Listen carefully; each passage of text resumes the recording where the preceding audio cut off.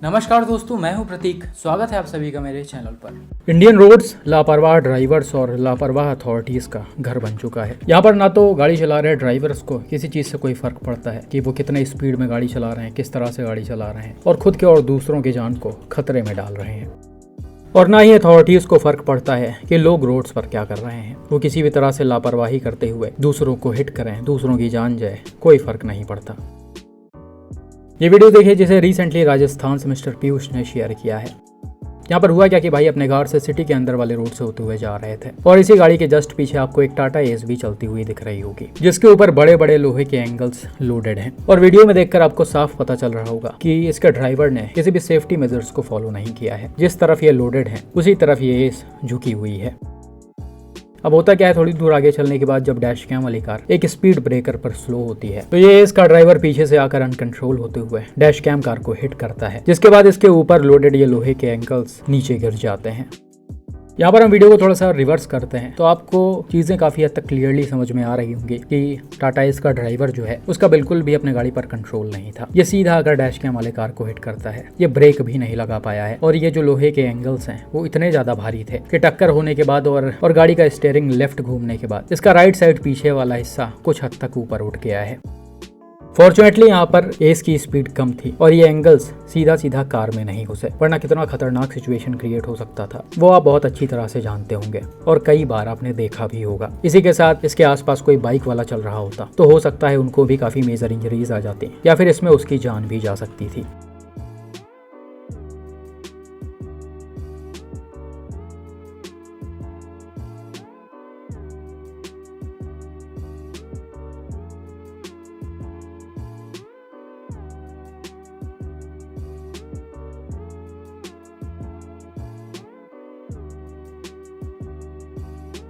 तो इस तरह के ड्राइवर्स इंडियन रोड्स पर चलते रहते हैं जिन्हें दूसरों की जान की बिल्कुल भी परवाह नहीं होती है। और ना तो भाई इसमें इन ड्राइवर्स से कोई लेना देना होता है और जैसा कि मैंने बताया ना ही अथॉरिटीज और पुलिस इस पर ध्यान देती है। लगातार सारी चीजें उनके आंखों के सामने होती रहती है। आपने ही अपने आसपास ऐसी चीजें होती हुई देखी होंगी। लोग जितना मर्जी होता है सामान लोड कर लेते हैं। ये सरिये और एंगल्स काफी दूर दूर तक बॉडी से बाहर निकले होते हैं, लेकिन फिर भी उनको रोकने वाला कोई नहीं होता है। और इन सब चक्कर में कई बार इतने बड़े बड़े एक्सीडेंट्स हुए हैं कि लोगों की इसमें जान तक चली गई है, लेकिन फिर भी अथॉरिटीज और पुलिस वालों की आंखें हमेशा बंद रहती हैं। उम्मीद करते हैं इस वीडियो के बाहर आने के बाद टाटा एस के ड्राइवर पर एक्शन लिया जाएगा या फिर जिसने भी टाटा एस पर यह सामान लोड करवाया है इसके ओनर या फिर शॉपकीपर उन पर भी एक्शन लिया जाएगा। बाकी भाई यहाँ पर आप देख सकते हैं कि टाटा एस के रजिस्ट्रेशन प्लेट से भी छेड़छाड़ की गई है। इसके एक नंबर को जानबूझकर कवर किया गया है ताकि ये कैमरा वगैरह में ना आए और इनका चालान ना कटे। तो इन जैसे लोगों के ऊपर तो और भी स्ट्रिक्ट एक्शन होना चाहिए। बात करते हैं अगले एक्सीडेंट पर जिसे रिसेंटली जम्मू कश्मीर से एक व्यूअर ने शेयर किया है। यहाँ पर हुआ क्या कि भाई अपने कार से जम्मू के किसी एरिया से होते हुए जा रहे होते हैं। ये बेसिकली डाउन हिल रोड है और ये काफ़ी ज़्यादा पतली है। इस पर गाड़ियों को तेज रफ्तार में नहीं चलाया जा सकता है।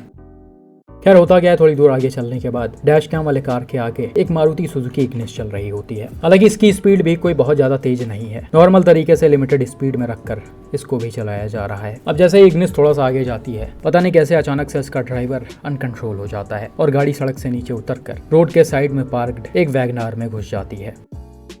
और भाई ये टक्कर कोई नॉर्मल तरीके से नहीं बल्कि काफी जबरदस्त होता है, जिससे वैगनार पूरी तरह से घूम जाती है और डायरेक्ट इम्पैक्ट से इग्निस का फ्रंट बुरी तरह से डैमेज हो जाता है।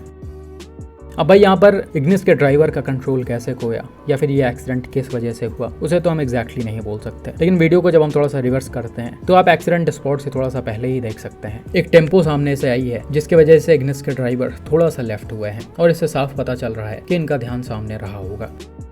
लेकिन उसी के कुछ मीटर आगे ही गाड़ी अचानक से अनकंट्रोल हो गई है। अब या तो हो सकता है ये फोन वोन का यूज कर रहे हो और टेम्पो के पास होने के बाद ये तुरंत फोन चलाने लगे हो, जिस वजह से इनका ध्यान सामने ना रहा हो और गाड़ी लेफ्ट में चली गई हो, या फिर हो सकता है और भी कोई रीजन रहा हो।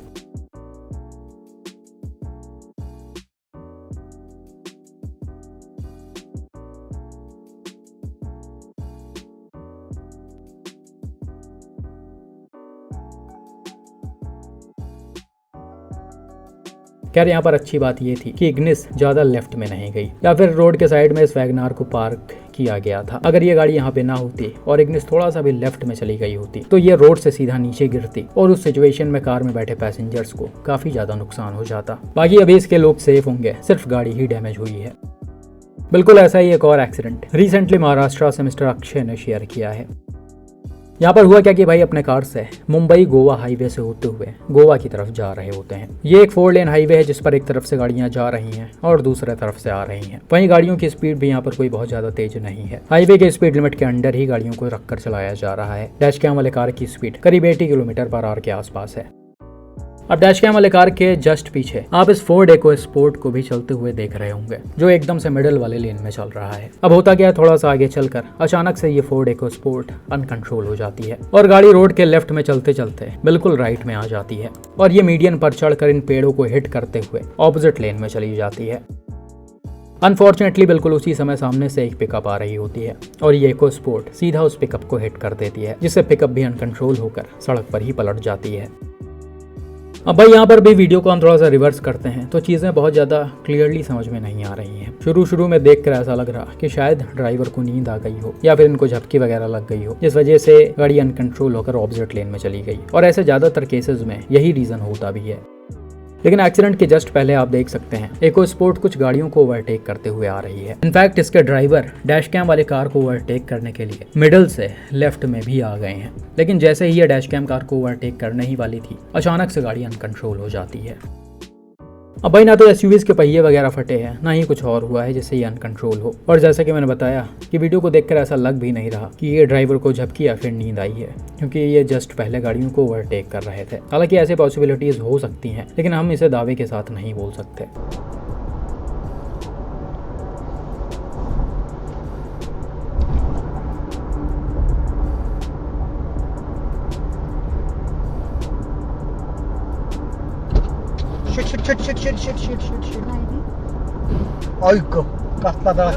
खैर जो भी हो यहाँ पर काफी बुरा हुआ। इसमें इकोस्पोर्ट के साथ साथ बिना वजह पिकअप ड्राइवर का भी नुकसान हो गया है क्योंकि इसकी गाड़ी रोड पर पलट गई थी। अब इकोस्पोर्ट टक्कर के बाद पलटी या नहीं वो तो क्लियरली वीडियो में नहीं दिख रहा है।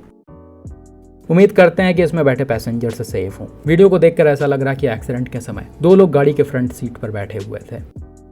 बाकी भाई जैसा कि मैंने अपने कई सारे वीडियोस में क्रैश बैरियर्स को हाईलाइट किया है, इस एक्सीडेंट में भी आपको उसकी इंपॉर्टेंस साफ दिख रही होगी। यहाँ पर मीडियन के ऊपर अगर क्रैश बैरियर लगा होता तो गाड़ी उसमें लड़ती और इसी तरफ रुक जाती, ये मीडियन को क्रॉस करके ऑपोजिट लेन में ना जाती और इतना बड़ा एक्सीडेंट ना होता।